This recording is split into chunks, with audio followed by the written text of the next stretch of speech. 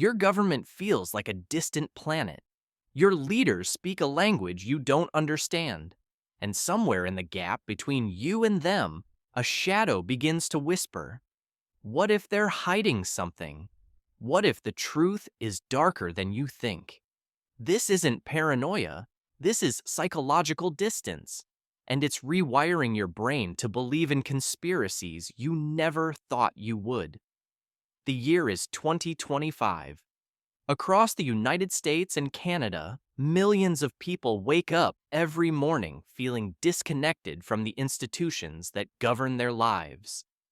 Politics feels abstract, distant, unreachable, like watching a TV show where you're never invited on stage. And in that void, something dangerous begins to grow. Not anger, not rebellion, something quieter, something more insidious, a hunger for alternative explanations, a need to fill the emptiness with stories that finally make sense. Scientists call it psychological distance. You call it the moment you stop trusting what they tell you. But here's what they don't tell you in the news. Here's what the research published just days ago in the British Journal of Social Psychology reveals with terrifying clarity. When you feel far from power, your brain doesn't just shut down, it activates, it searches, it constructs narratives to explain why the world feels so alien, why decisions seem to happen without you, why leaders appear more like holograms than humans.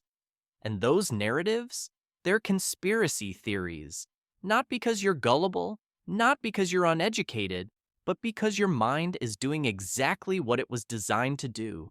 Pattern recognition in the face of uncertainty. Except now, the patterns it finds are shadows on the wall of a cave you can't escape. Let me take you inside the mind of someone standing at this psychological cliff. Let's call her Maria. She's 34, lives in a suburb outside Toronto, works as a nurse, has 2 kids, pays her taxes, votes in every election. Maria is not extreme. She's exhausted. Every day, she sees politicians on her phone screen making promises that feel like they're spoken in a foreign language. Healthcare reforms that never reach her hospital. Economic policies that don't touch her paycheck. Climate agreements that sound noble but change nothing in her neighborhood. And slowly, almost imperceptibly, Maria begins to feel something shift inside her. Not rage, distance, a sense that the people making decisions about her life exist in a reality she will never access. They are up there, she is down here, and the space between them is growing. This distance is not geographic, it's psychological. It's the feeling that your voice doesn't carry, that your vote doesn't count, that the system wasn't built for people like you. And when that distance reaches a certain threshold, something astonishing happens in the brain. The prefrontal cortex, the part of your mind responsible for critical thinking and skepticism, begins to relax its guard. It stops asking, "Is this true?" and starts asking, "Does this feel true?" Because in the absence of proximity, in the absence of connection, your brain craves coherence. It craves a story that explains why you feel so small. This is where conspiracy theories enter, not as lies, as relief.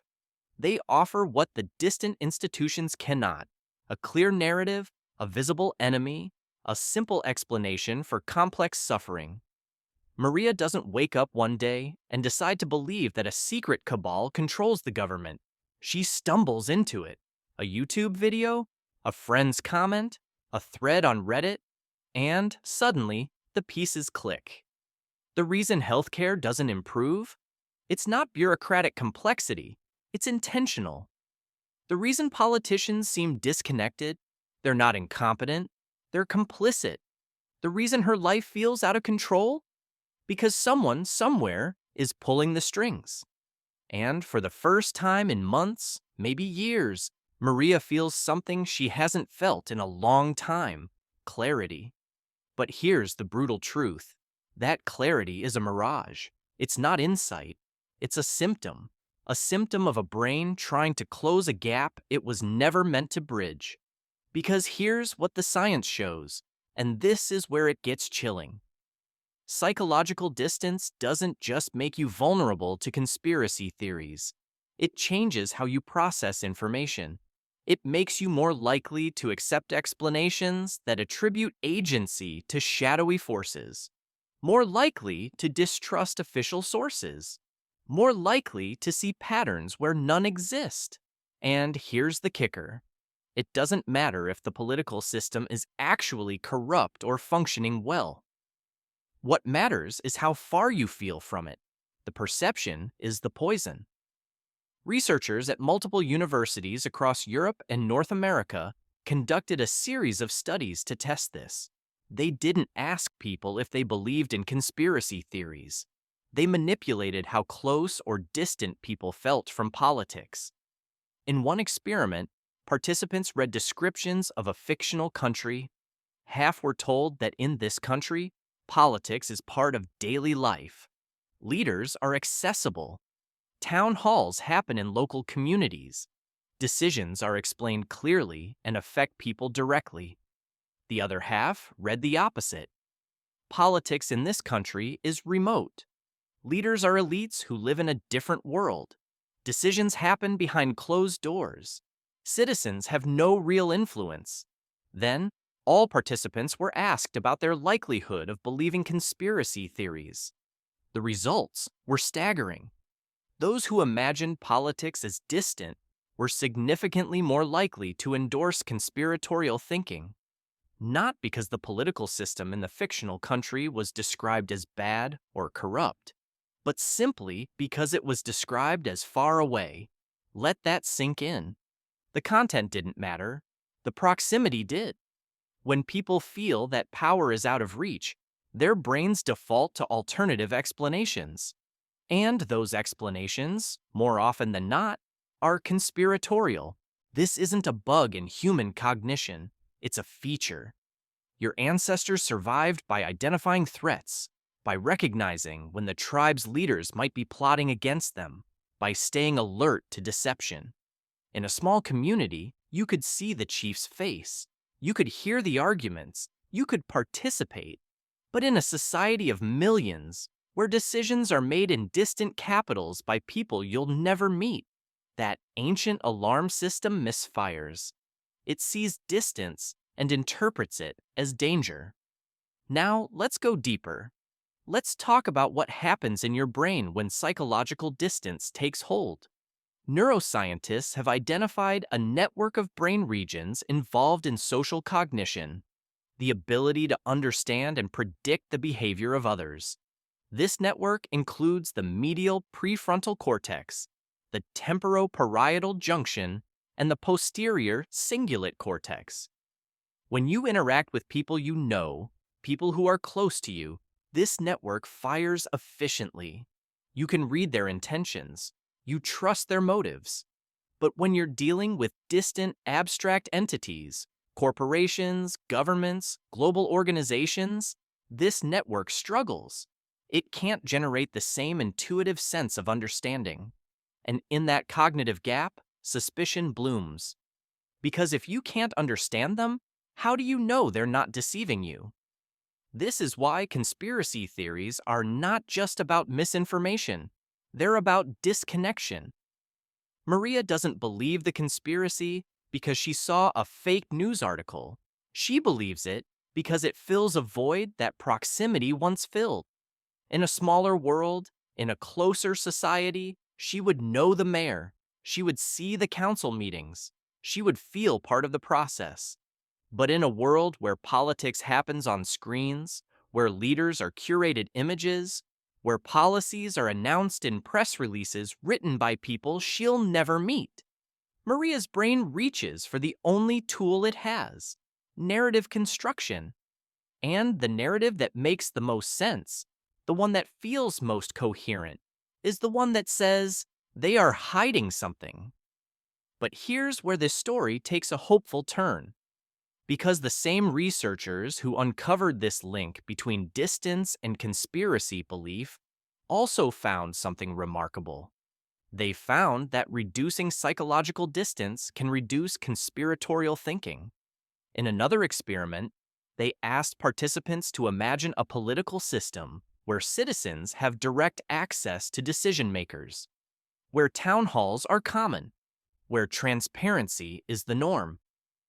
And when people imagined this, when they simply visualized a closer, more accessible political reality, their endorsement of conspiracy theories dropped significantly.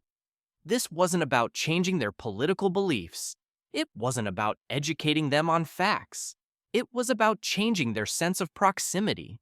And that change alone was enough to shift their thinking. This has profound implications. It means that conspiracy theories are not just an individual problem. They're a systemic one. They emerge not from broken minds, but from broken connections. And if we want to fight them, we can't just fact-check. We can't just debunk. We have to rebuild proximity. We have to close the distance between people and power. This doesn't mean everyone needs to become a politician. It means politics needs to become more human, more local, more tangible. It means that when a policy is passed, people should understand not just what it is, but why it matters to them. It means that leaders should be more than images on a screen. They should be accessible, accountable, present. Think about the implications for mental health. Conspiracy theories are often framed as a cognitive problem. People believe them because they lack critical thinking skills. But what if it's deeper than that? What if believing in conspiracies is a response to emotional and social pain? The pain of feeling invisible, the pain of feeling powerless, the pain of living in a world that seems to operate according to rules you can't access. When you frame it this way, the solution isn't just education, it's connection. It's giving people a sense that they matter, that their voice is heard, that the system is not a distant machine, but a collective effort they're part of. Let me tell you what happened to Maria. She didn't wake up one day and stop believing in conspiracy theories because someone debunked them online. She stopped because something in her life changed. Her city started hosting monthly open forums where residents could ask questions directly to local officials. Nothing fancy, just a gym, some chairs, a microphone. Maria went to one out of curiosity, and for the first time in years, she sat in the same room as the people making decisions about her community. She heard them explain the budget. She asked a question about healthcare funding, and the official answered. Not perfectly, not with a magical solution, but with honesty, with presence. And something inside Maria shifted. The distance closed, and with it, the shadows retreated. This is not a fairy tale. This is what the research predicts. Proximity breeds trust. Trust reduces the need for alternative explanations. And when people feel connected to the institutions that govern their lives, they don't need conspiracy theories to make sense of the world, because the world finally makes sense on its own. This doesn't mean all conspiracy theories disappear. It doesn't mean people suddenly agree on everything. But it means that the baseline of trust, the foundation of civic life, can be restored. And that foundation is proximity. It's the feeling that you are not a subject, you are a participant. Now, let's address the elephant in the room. Some of you watching this might be thinking, but what if the system really is corrupt? What if there really are secrets? What if proximity is just a way to manipulate us into compliance? These are fair questions. And here's the answer. Psychological distance doesn't tell you whether a conspiracy is true or false. It tells you why you're vulnerable to believing it. There are real conspiracies in history. Watergate happened, corporate cover-ups happen, but the vast majority of conspiracy theories that circulate today are not uncovering hidden truths. They're filling psychological voids. And the way to distinguish between the two is not to retreat further into distance. It's to engage, to question, to demand transparency, but from a place of connection, not alienation. Because here's the paradox. When you feel distant, you're more likely to believe conspiracies, but you're also less likely to take effective action. Conspiracy theories often paralyze. They make you feel like the enemy is so powerful, so hidden, so untouchable that resistance is futile.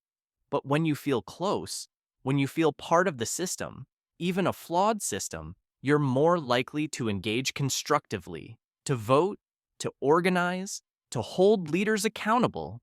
Proximity doesn't make you complacent, it makes you effective.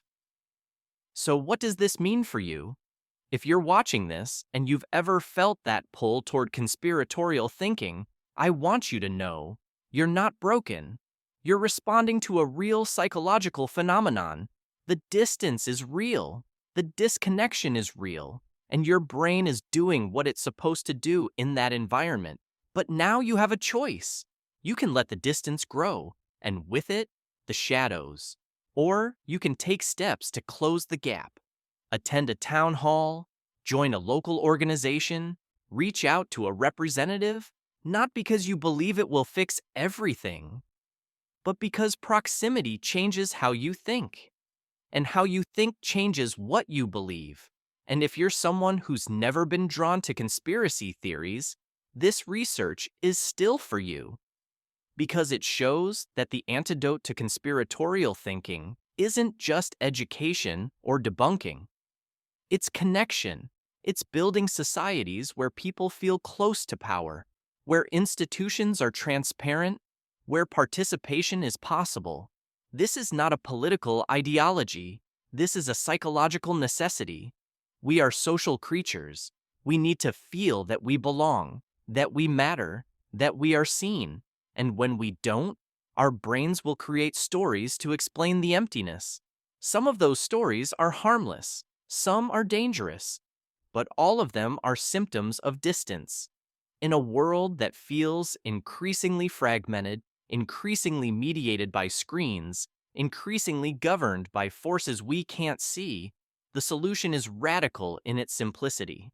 Get closer, not physically, psychologically.